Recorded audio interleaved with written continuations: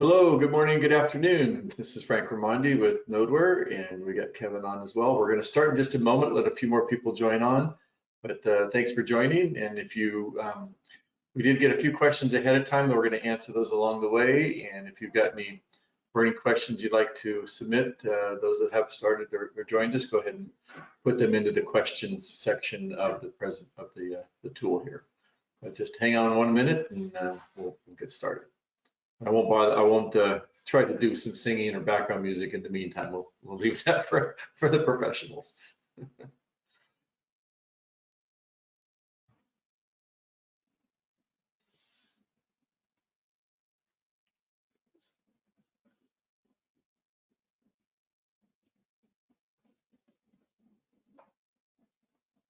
Okay.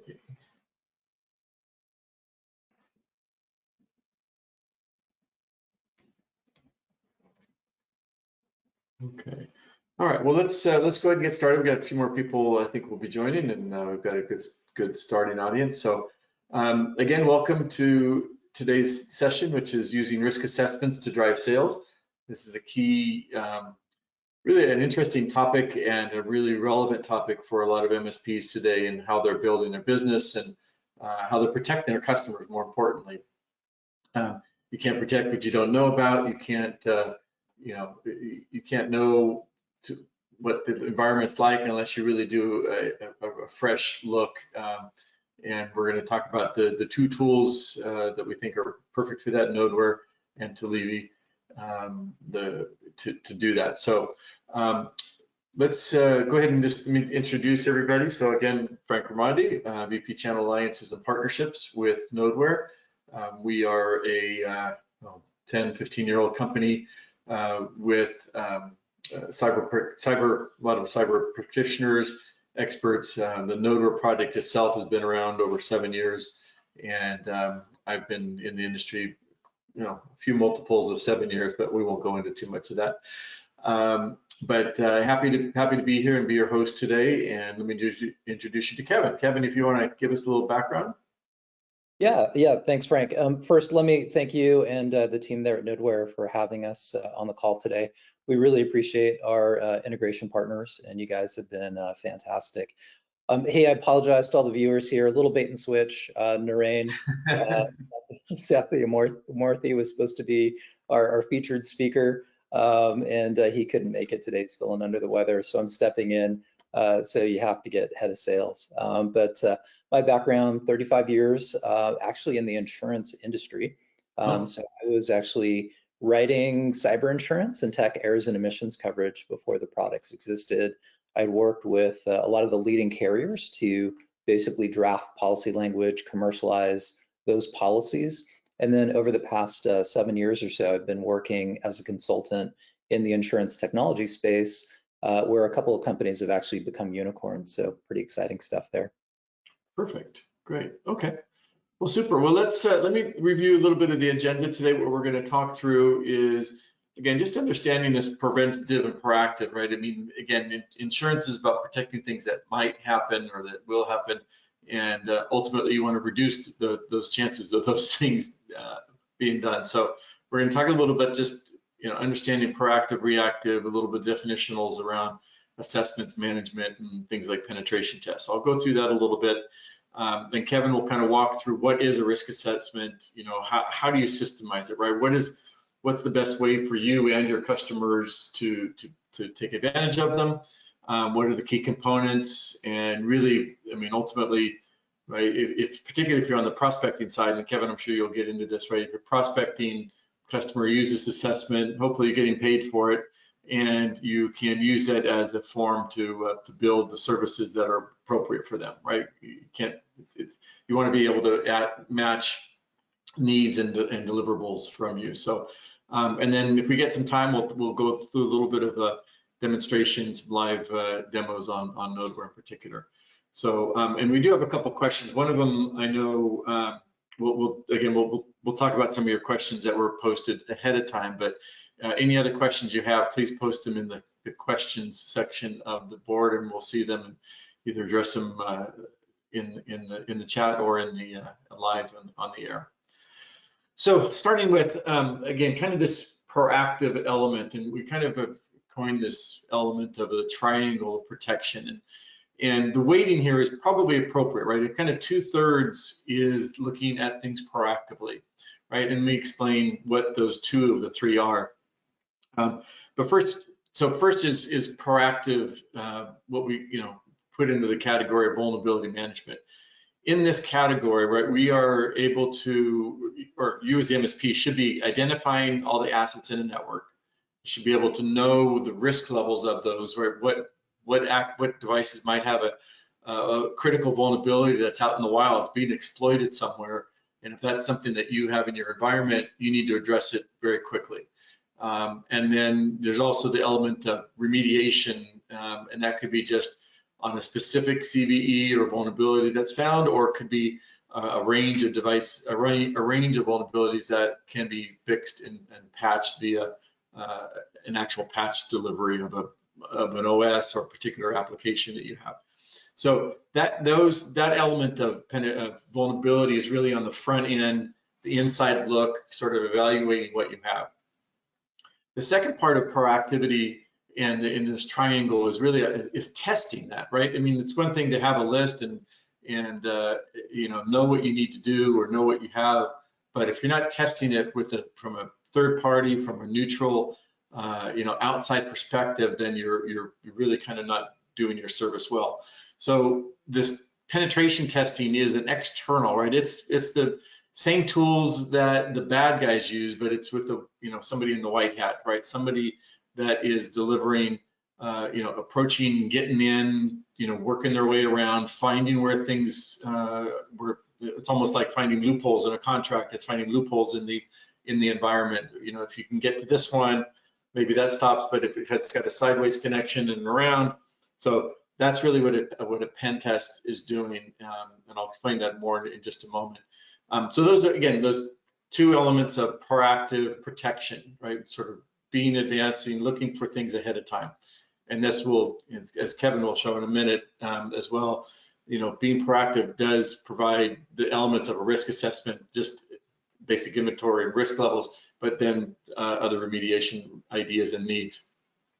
The third element, which is just as important when you look at the scheme of things, is the reactive elements, the EDRs, MDRs, SIMs, other pieces of the cybersecurity world that are kind of, again, more reactive. They're finding things that have happened, or they're fixing things that have been found in an environment, right? So going in, so kind of looking at, it's really a both world here, right? It's not one or the other. It's not one of these three. It's really all three that are really an important element for an MSP to have in their stack. So if we look at a little bit further distinction between vulnerability assessments and that first corner of that triangle, vulnerability assessments is management, right? It's identifying vulnerabilities that could be exploited, right? It's looking for assets. It's looking for new assets that you didn't know about, right? And you can't protect what you don't know about. So looking at all of that and finding tools and finding elements within there are what assessments and management is about. And it's doing it ongoing, right? It's not a once a year, a once a month thing. It should be a daily thing. And we'll talk about that from a Nodeware perspective, how we provide that. Penetration testing, like look in the military world, right? You've got your troops, you've lined them up, you put them in the right space. But how does that plan really work? Okay, let's put the forces together. Let's see how they interact. Let's see what, if you do one thing one place, does that deplete something else? So that's really the idea of a penetration test. And then it's, again, in a really well thought out cyber strategy and stack, it's not one or the other. They really should be both. And in some cases, some environments, some verticals, right, penetrations are actually required, specific element of a compliance requirement or better business practice that they need to do. And then we have the EDR, MDR, right? That is, there's issues with this plan. What do we fix? How do we go in and tactically improve something and improve the risk? One other sort of model that I like to share, sort of understanding the vulnerability assessments versus pen testing, is your annual physical, right? You go in for a well check with your doctor. They say, oh, okay, here's your weight, here's your exercise routine, here's what you need to do different, here's the prescriptions you should use, blah, blah, blah, right? that's up to you after you leave that office, whether you do those things or not, but you've got an idea of what needs to be done and you can fix those, you can work on them. The penetration test is, okay, let's put that body to the test, right? Let's put it on one of those stress test machines, those treadmills, and see if what you've got is really working and doing what you need to do. So a couple comparisons, analogies to think about, because they're different, but they work, very tightly together. Okay, great. Let's go to the next slide. So Kevin, let's talk about these risk assessments. What are these phases? How does this work? And what do you really need to provide here? And we'll go into what Telivy provides more specifically. Yeah, thanks, Frank. So we're going to focus really a little bit on 2, 3, and 4 here for the sake of this presentation. But just a quick note here to all the viewers, we do have a CSRA sales playbook that takes you from, and I'm going to talk a lot about our external scan and then our agent-based internal scan, and then a lot of the reports that we can generate.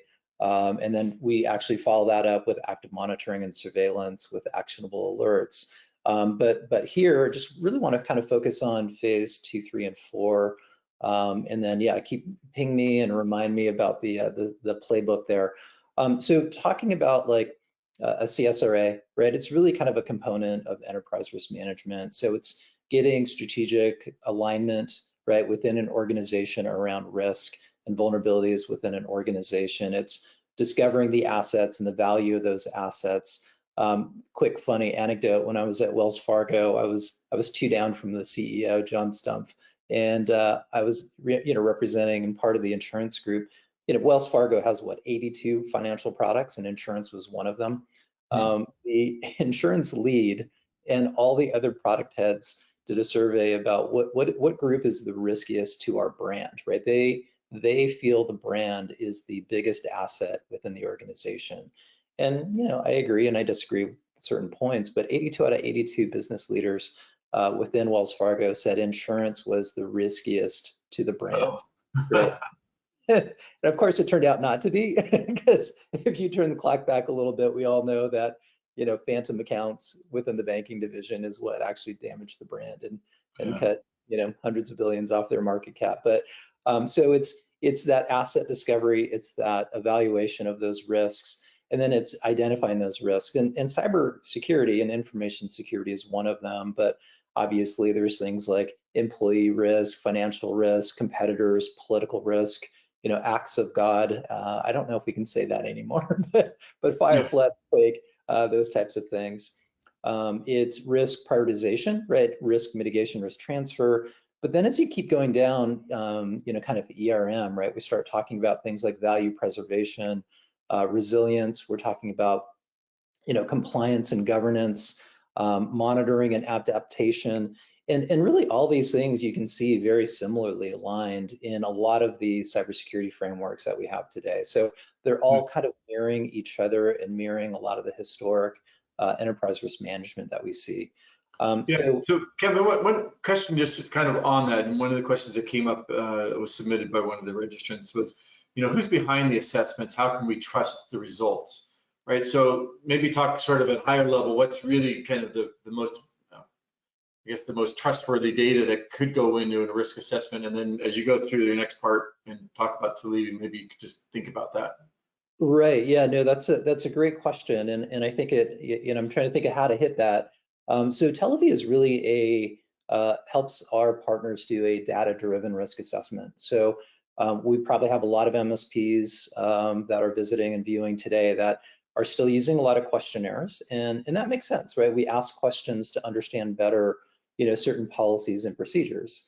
A lot of them are doing a manual approach where they're using tools, right? Great tools like Nodeware to find some of these assets, the software, the network, and the vulnerabilities associated with, and they'll bring in those vulnerabilities manually into a risk assessment. So think of Telivy as a common pane of glass where you can see every risk, right, required to go into a CSRA template on a common dashboard, right, ready to create reports. And so, with great integration partners like Nodeware, we've got that ability.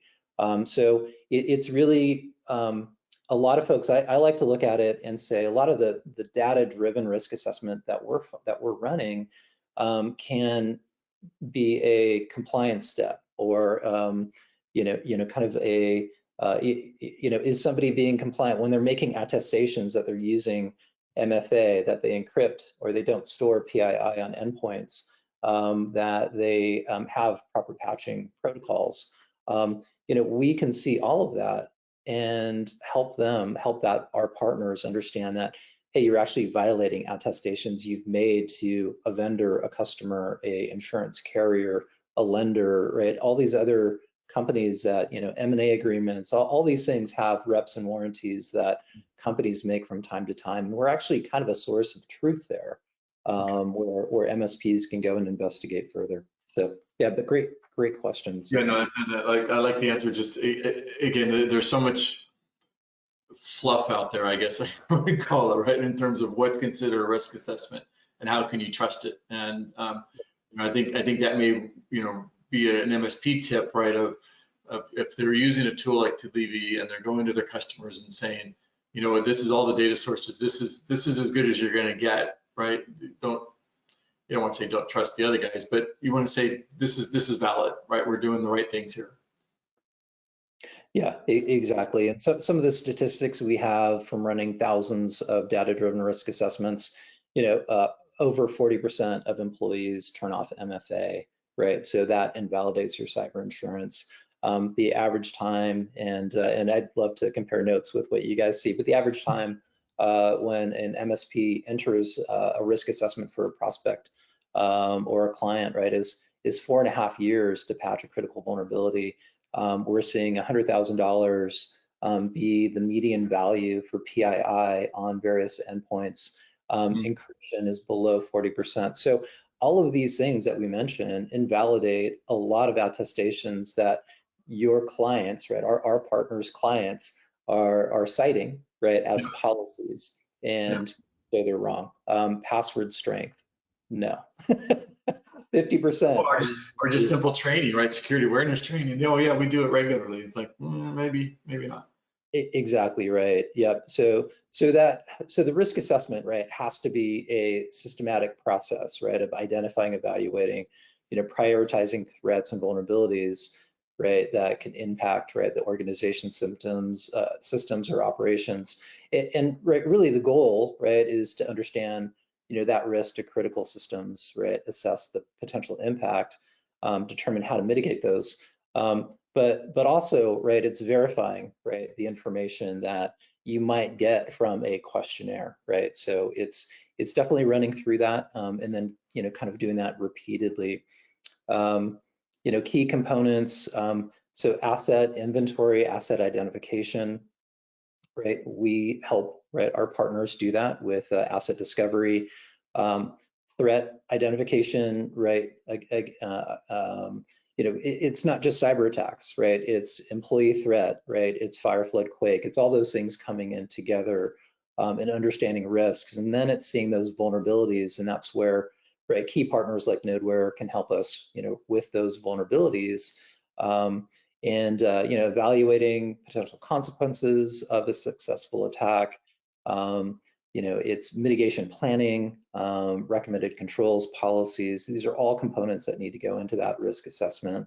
Documentation, reporting, ongoing monitoring and review, right? So these are all kind of values of a risk assessment, key components that need to go into that CSRA, and just kind of helps, right, the end company with, being proactive, like you were just mentioning, Frank, right, is being proactive in that protection.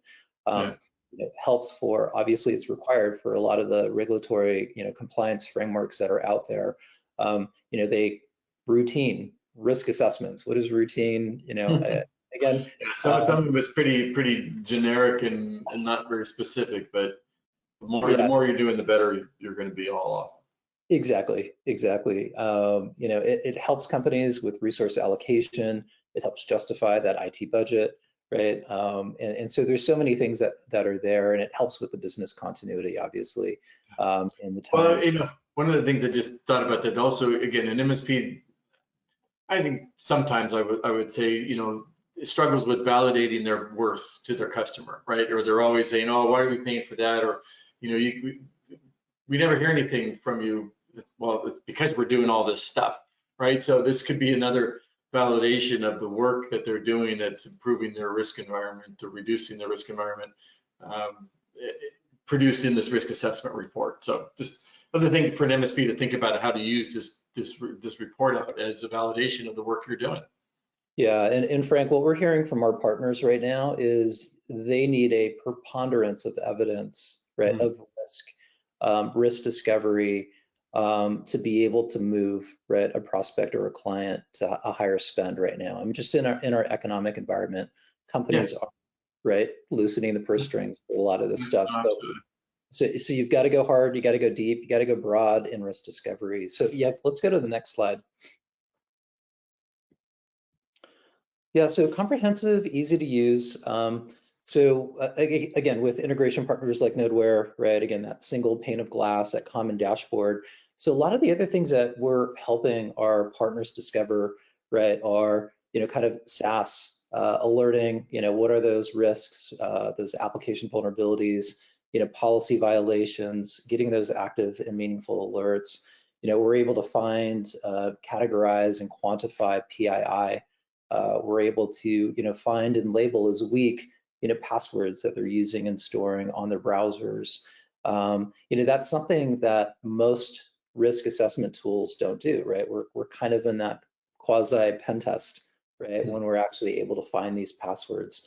We're able to see where these passwords are being reused on multiple and distinct URL addresses. The average number of reused passwords when we find an employee doing this is just under 20. The high that I've seen is somebody using the same password on 367 different websites. Holy moly.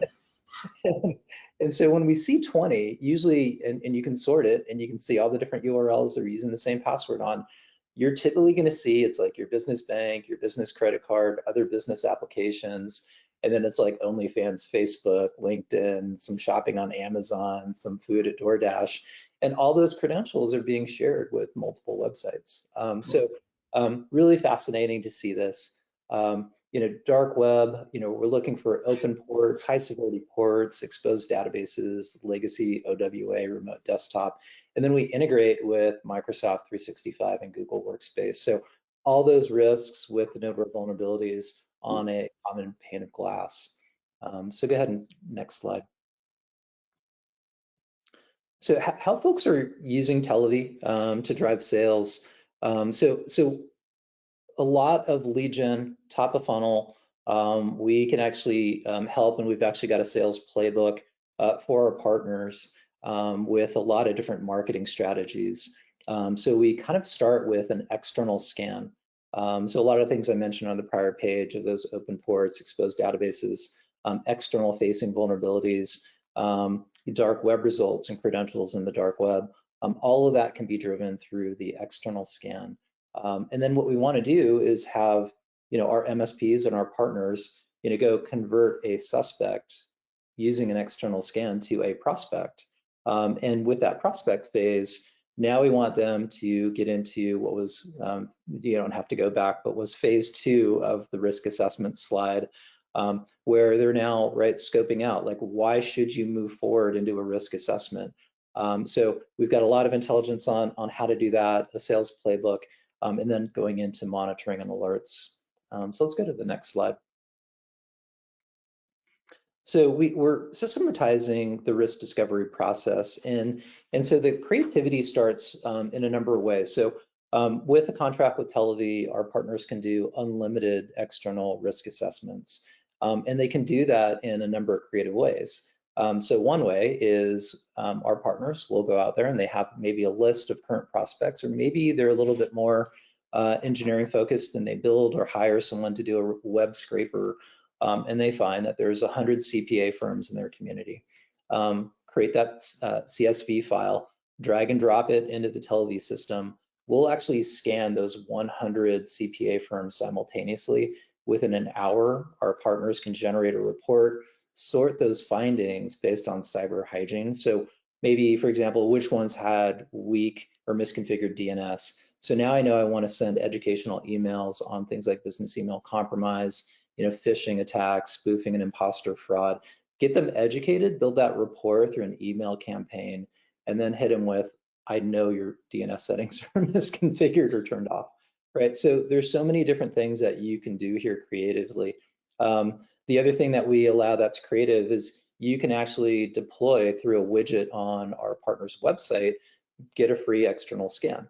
And so a lot of our partners will have educational content, but now they're driving traffic to their website using email campaigns, social media, SEO, educating people about the need for cyber hygiene. And it's no longer that we've got hackers and security experts doing these external scans, right? Everybody here on this call knows that insurance carriers are doing them.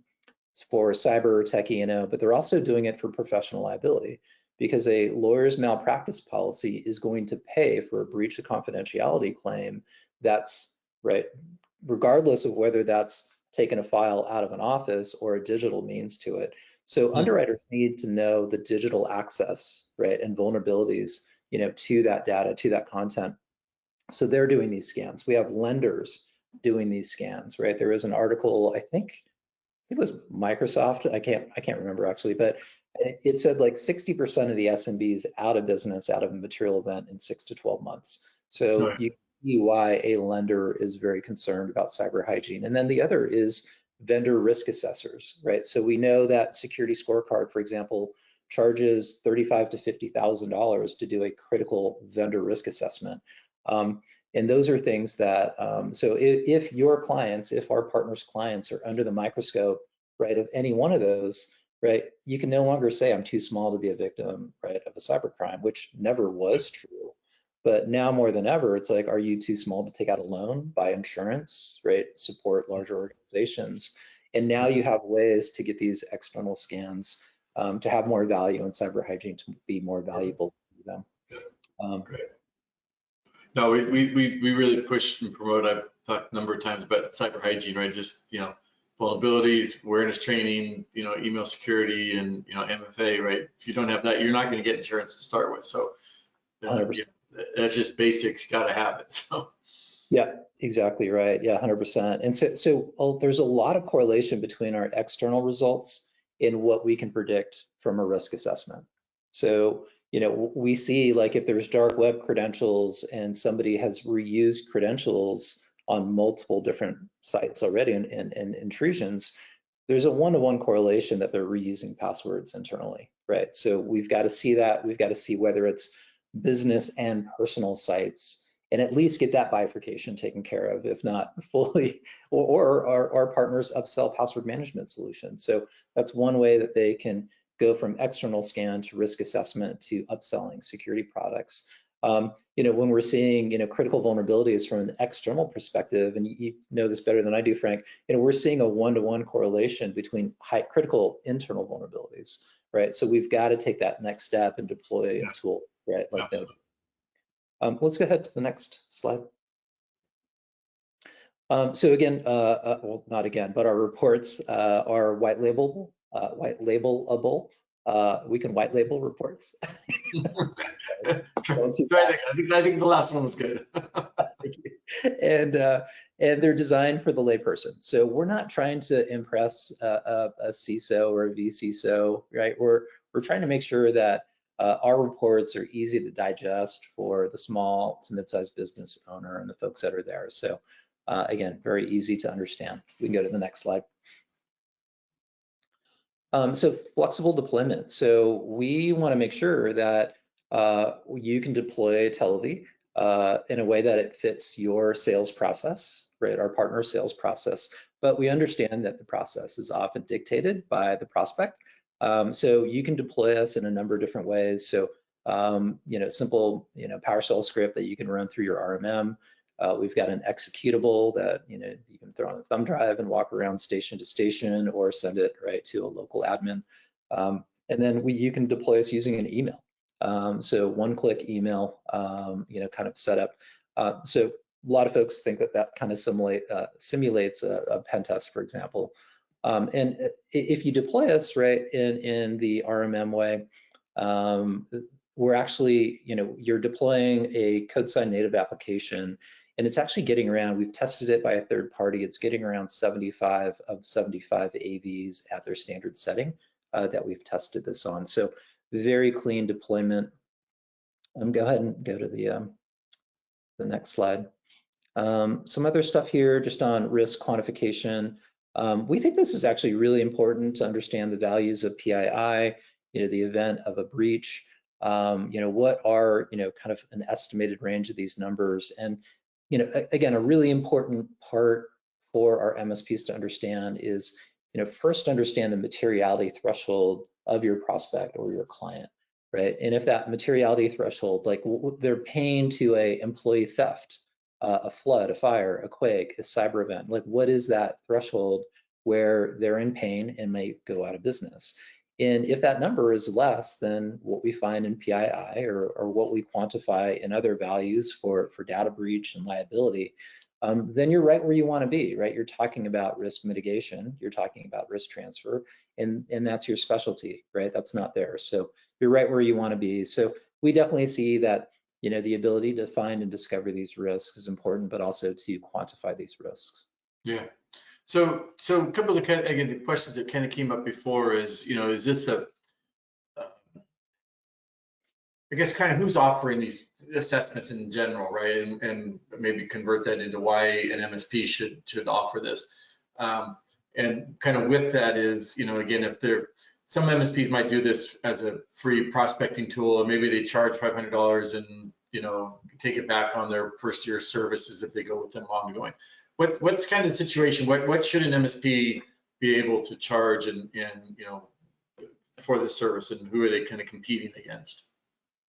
Yeah, no, I think in terms of what they can charge, I mean, what we see for an organization, maybe with 20, 25 employees, right, we're seeing a lot of our partners charging $1,500 to $2,500 to do a risk assessment. It usually goes up from there, like maybe $75 to $100 per employee above that 20 to 25. So, larger organizations are going to see more. How long would it typically take? What's the time frame? Yeah, thank you for asking that. I'm sure that's all over the map, but just what they have access to. I was going too fast. I actually wanted to talk about a couple of anecdotes. So one anecdote is we were on a feedback call just the other day, and he was comparing us to another tool, and he was like, so much easier to deploy and so clean. The dashboard is amazing, and he was like, basically, I install it through my RMM, and I've got meaningful data in 10 minutes. So majority of our assessments are done in 1 to 3 hours, including your ability to generate a report. So there's a lot of other tools that are out there that could take days for them to then generate a report for you. There's some manual intervention that's taking place. With Telivy, it's all on the platform, right? So it's all been systematized so that your experience should be 1 to 3 hours to deploy. There are some caveats to it, right? So if you're going through the RMM, then obviously you have the ability to power up a machine and deploy, and you've got the ability to log on to that machine. So that's great. But if you're deploying through the executable or the email, it's important to understand, like our password scan requires the user to be logged in, and our PII scanner requires the machine to be turned on. So not a problem if you deploy through the RMM, but could be a problem, right, in other situations. Especially with the prospecting versus an existing customer, there's going to be some different issues there. Yep, correct. And that's why we give you that flexibility in how you deploy Telivy. Yeah. Okay, yeah. Perfect. And these tools are built the same. We had just one other quick anecdote. We had a well, it's now a customer. So as I mentioned, right, you can add a button to our partner's website that says get an external scan. We have that on the Telivy website. So if you go to telivy.com, one of the first things you're going to see is get a free scan. We have MSPs that come in and inbound and request these external scans. So I sent one out about 3 weeks ago. Within an hour of their request and me sending them the reports, they booked a discovery call and they signed up a week later. So what we were able to find were high severity ports on applications that they had closed a couple of years ago. And their current scanning solution, which will be nameless, but if you do a discovery call with me, I'll let you know what it is, actually wasn't finding them. So when we sent the report, they're like, well, this is a shadow, this is a false positive. We actually looked at it, researched it, saw those open ports were still accessible, right? And we helped them harden their perimeter. So this is an MSP that we helped harden their perimeter, and then they became a client a week later. So all these tools aren't built the same. No, that's good. And that, yeah, and yeah, there's plenty out there, and I think it's worth that an MSP taking a value and taking a shot at this. So, all right, so let me bring it back a little bit just to Nodeware. You've referenced it a number of times and what our deliverables are, and just as a standalone tool, right? I mean, it plugs very directly into Telivy, the platform. There's the APIs are there. You just boom, boom, boom, connect the dots, and the data is available. But what we're behind the scenes and on a daily basis, what we're doing is providing real-time alerts, sort of continuously scanning an environment and continuously scanning for assets. But we're also doing a daily evaluation of those assets against the full database of vulnerabilities. There's 1,500 to 2,000 new vulnerabilities published each month, and so you got to keep up on those. You can't wait for an assessment. We go back to that original slide we talked about an assessment, once a year, once, twice a year. That just doesn't cut it anymore. You need to be up on top of these things quickly. So we do this through collection of we have a virtual network sensor that you can put on the environment that's kind of continuously scanning all devices from IoT to servers and everything in between. We have agents for remote workers and on-site fixed devices, Windows, Mac, and Linux. And then we have an external third-party scanner, not third-party scanner, external IP address and website scanner that you can make sure all your deployments are there. A couple of the key advantages, really quick deployment, really within 5 to 10 minutes, you can deploy Nodeware and be getting data back. So a little bit of duplicity with the Telivy probes and things like that, but in a different environment, in a different angle and different tactic of what we're discovering and what the remediations are in particular that we can provide in there. So let me think what else. So we have also added a built-in remediation suggestion, so you can go and find recipes, or we've also added now specific patching tools and references or abilities within the tool to do that. So that's a really cool new feature could be complementary to your RMM or validation of what you do, or you could use this as a primary patching tool for your Windows devices to make sure that they're taken care of quickly and within days of the new patches available for Microsoft. We have them in there. And kind of back into the assessment / ongoing evaluation, lots of different reports we have available from just inventory reports to top vulnerabilities to the patching history, et cetera, et cetera. So lots of different reports that can be used, again, from these compliance or insurance requirements on an ongoing basis. So a couple of the key features there. If we can go to the next slide, what was next here? So again, kind of in addition to the Telivy, I just wanted to kind of call out a few of our key partnerships that we have available for Nodeware data. Again, Telivy kind of leading the pack there in the middle, but we have other compliance tools that we partner with, some insurance companies, other development tools in the mix within the MSP world. So love to talk you through that and walk through any of those. If you go to our website, nodeware.com/alliances, you can see some more details and references to these partners here. So let me go to the next slide, and let me just sort of talk about some next steps of where you want to learn more. I've got another question or two here that I'm going to ask, but just don't want to leave this up and call this out. simplenodeware.com or telivy.com. My email and Kevin's email there. If you're interested in seeing a demo and getting more details in there, we'd love to have you contact us that way. If you want to kind of poke around and understand how we work and what our resources are, please take a look at those sites. So let's leave that up for a second. Question is on, how can we leverage a partnership, right? So maybe Kevin, sort of what's a typical MSP when they come in and take a look at Telivy? How do they work it? What's the pricing model? How do they work with you? Yeah, I think there was a question how to leverage the partnership as a master MSP. And so just wanted to hit that one. So we have, obviously the platform is multi-tenant. And so you could actually create different thresholds within an organization. You can also create a master MSP level where the master can see all the activity of their individual MSPs, right, that are working with them. So from a MSSP or an MMSP, we've got that capability and functionality to see a sub MSP.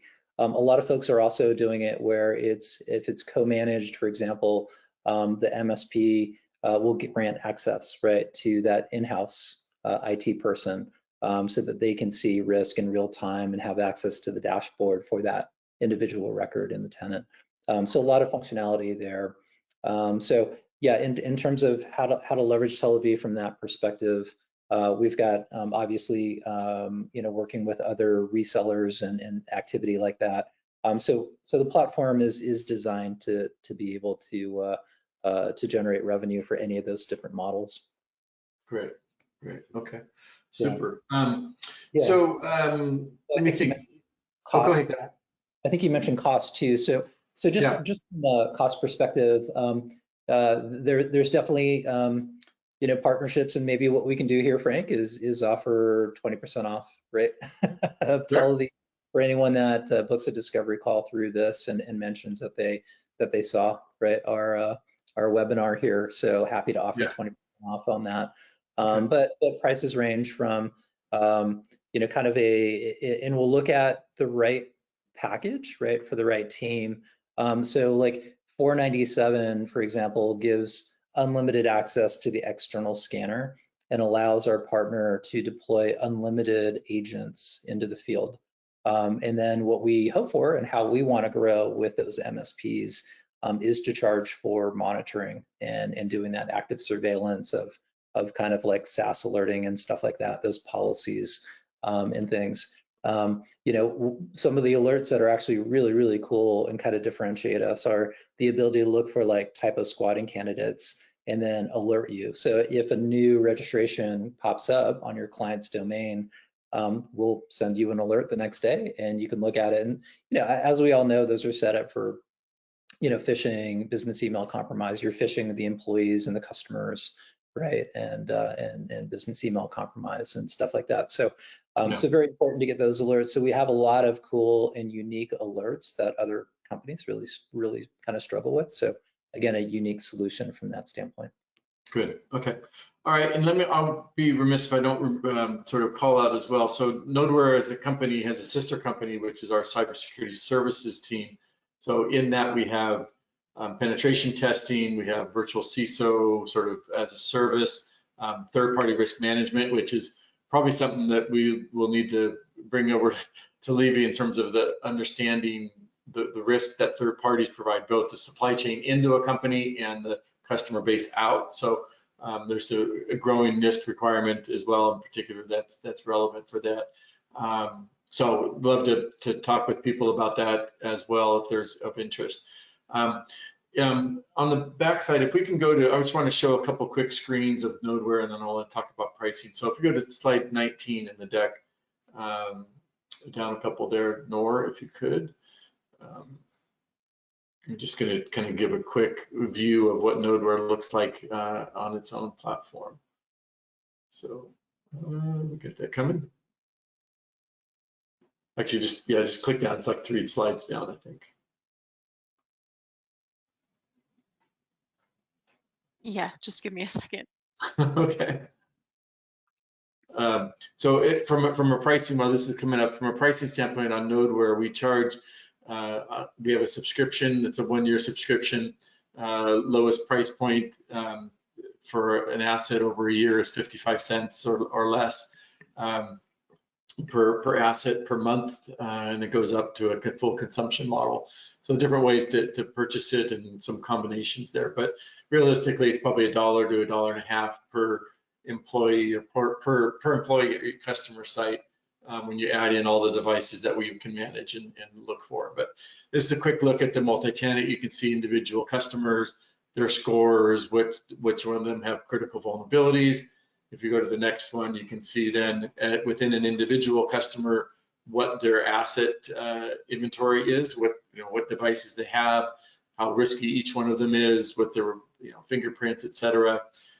The next one shows within an individual device or asset, you can see their vulnerabilities that we found on that device. And when you click on one of those in the next slide, you can see what we provide as details for that CVE, that specific CVE. So give you the information. On the next one, you can see on the next slide, you can see some links to the solutions. Could be just a patch from Microsoft, could be an executable or a version update type of thing. And then what we've added in the last 5-6 months is actually a patching tool. So if you want to go ahead and do the patching, again, either as a validation of your RMM push that you've done, or as a actual driving the patch from here, you can do that. Select the devices you want to do, see how out of date they are, create a task, and then you schedule the reboot time. We're not going to do it automatically. We're not going to just force it out, but it will happen on your schedule and that you've agreed to with your customer. So that's it. I think we're out of questions. Kevin, you want to just kind of do a quick wrap on Telivy and what an MSP can take advantage of with you guys? Yeah, definitely. So yeah, we're continuing to innovate the platform, and our roadmap is is very full and active, and we do execute on it very quickly. So I kind of mentioned a lot of the policies, right, that can be set and the alerts that can be triggered off of it. I kind of mentioned some of the passwords and our ability to see internal passwords. So what we're also looking to build in our future roadmap, so this is kind of Q1, Q2 of next year, is like AI-driven SAT and phishing. So if you can imagine, so take data and put it right into action from a deliverable. That's great.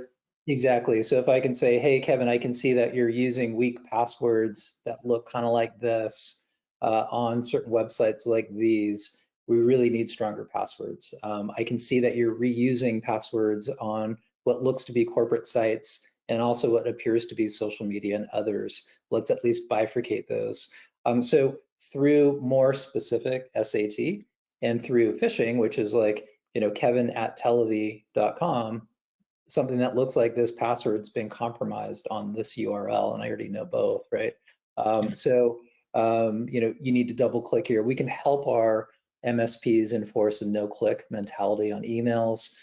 We can see actual reductions in risk to maybe PII files, lack of encryption, you turned off MFA. So the ability to do SAT and phishing on a way that it's actually tied to risk and not just tied to an employee recognizing a phishing algorithm, which is kind of what most are doing, is going to be very, very powerful. So if we haven't compelled you now to look at Telivy, keep that in mind, and then hopefully give us a look in Q1, Q2 of next year.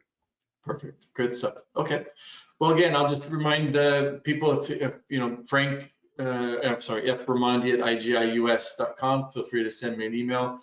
We'll be sending this out as a recording for folks to watch or share with their folks. So please don't hesitate to reach out. And Kevin@telivy.com. Thank you again for your participation. Thank you, Kevin, and the Telivy team for the partnership and for the discussion today. It's been very valuable, and hopefully everybody's learned a little bit and can start delivering risk assessments and building a business around that. So yeah, thanks again. Have a great afternoon. Appreciate your time, everybody. Yep, thank you, Frank. Thanks to the Nodeware team as well. Thank you.